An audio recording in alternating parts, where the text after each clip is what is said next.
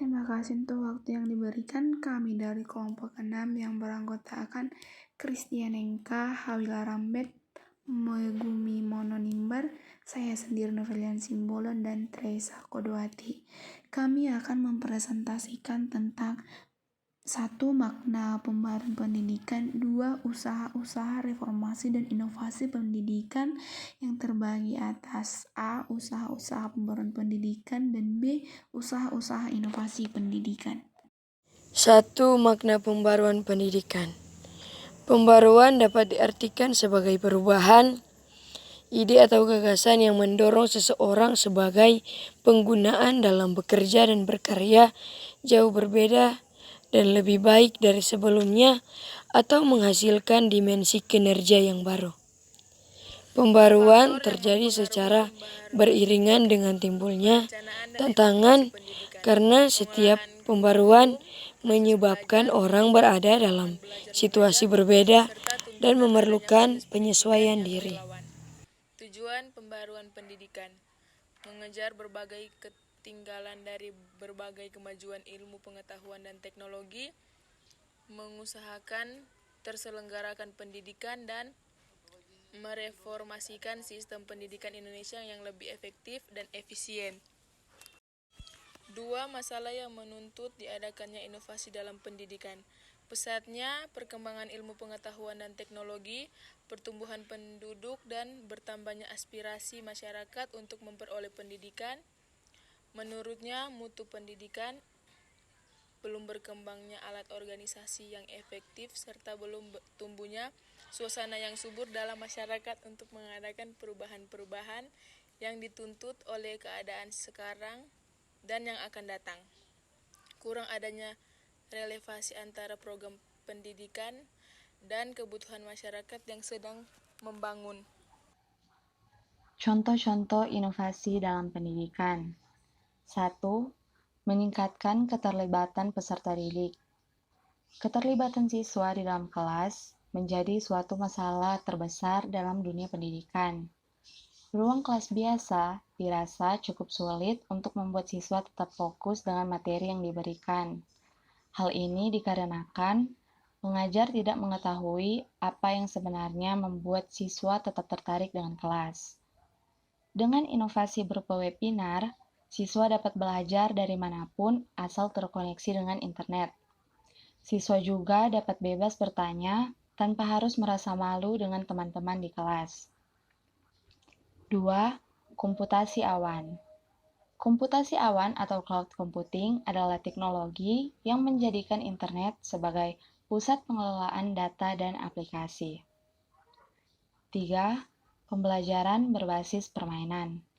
Suatu pendekatan di mana siswa belajar melalui permainan atau game, disebut dengan Game-Based Learning atau GBL, atau pembelajaran berbasis permainan. Materi belajar disampaikan dalam bentuk permainan, sehingga menjadi lebih menarik dan menyenangkan. 4. Pembelajaran multimodal. Pembelajaran multimodal dapat membantu siswa dengan menggabungkan tulisan, gambar, gerakan, suara, tindakan, dan sebagainya. Pembelajaran akan menjadi lebih efektif terutama untuk belajar bahasa asing. Metode ini dapat digunakan untuk membantu siswa dalam mengingat kosakata, kamus bahasa Inggris, Jepang, Mandarin, atau bahasa asing lainnya. 5. Pembelajaran jarak jauh. Melalui teknologi koneksi internet, kita dapat belajar apapun dari siapapun. Jarak sudah bukan lagi menjadi penghalang. Namun, semudah apapun kita mendapatkan akses pendidikan lewat internet, bila tidak ada komitmen untuk belajar, teknologi yang tersedia tidaklah berarti. Semua tetap berawal dari seberapa kuat keinginan kita untuk belajar. 6.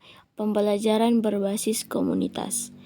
Kita bisa menggunakan jejaring sosial untuk masuk ke dalam komunitas belajar. 7. Virtual reality atau augmented reality. Belajar menjadi lebih efektif bila kita berada langsung di lokasi.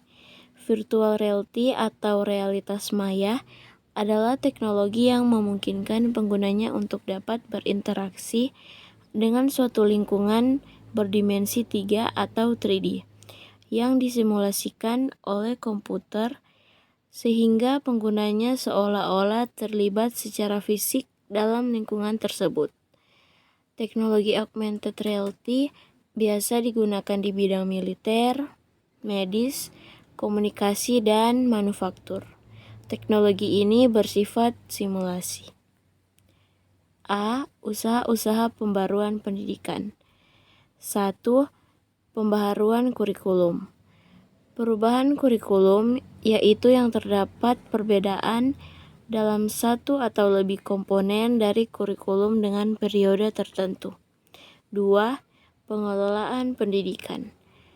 Yang pertama, membuat pembelajaran menjadi lebih menarik perhatian dan efektif untuk dilaksanakan. Yang kedua, ketenangan pendidikan, meningkatkan kualifikasi pendidikan. Yang ketiga, dana. Dan yang keempat, pendidikan non-formal atau didirikan dan dikelola oleh masyarakat. 3. Pengembangan pendidikan di luar sekolah, mengikuti berbagai diklat atau kursus. Dan yang keempat, homeschooling. Homeschooling merupakan bentuk pendidikan informal yang dilakukan secara mandiri dan dirancang oleh keluarga.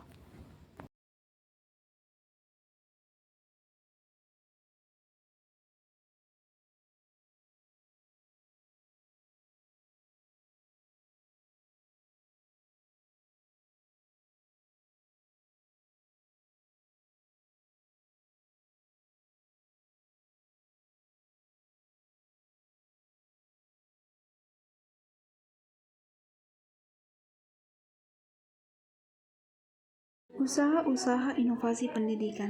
Salah satu komponen yang paling sangat berperan dalam memberikan inovasi pendidikan di Indonesia adalah pemerintah. Pemerintah Indonesia harus mengetahui segala permasalahan yang ada di dunia pendidikan dengan menciptakan inovasi berdasarkan masalah yang ada di lapangan. Karena pemerintah punya wewenang penuh dalam memberikan keputusan hingga pembuatan sistem pendidikan. Hal ini akan lebih mudah dalam penerapan inovasi pendidikan karena setiap instansi sekolah akan mengikuti setiap arahan dan keputusan dari pemerintah pusat. Cara ini bisa juga kita sebut dengan top-down innovation, di mana keputusan pemerintah adalah hal yang mutlak dan harus diikuti setiap instansi. Selain itu, dalam inovasi pendidikan, terkadang tidak harus menunggu adanya keputusan dari pemerintah. Pihak sekolah juga bisa memulai dengan hal kecil agar inovasi pendidikan dapat terwujud. Demikianlah presentasi dari kelompok kami. Jika ada kesalahan dalam pengucapan kalimat, mohon dimaafkan. Terima kasih.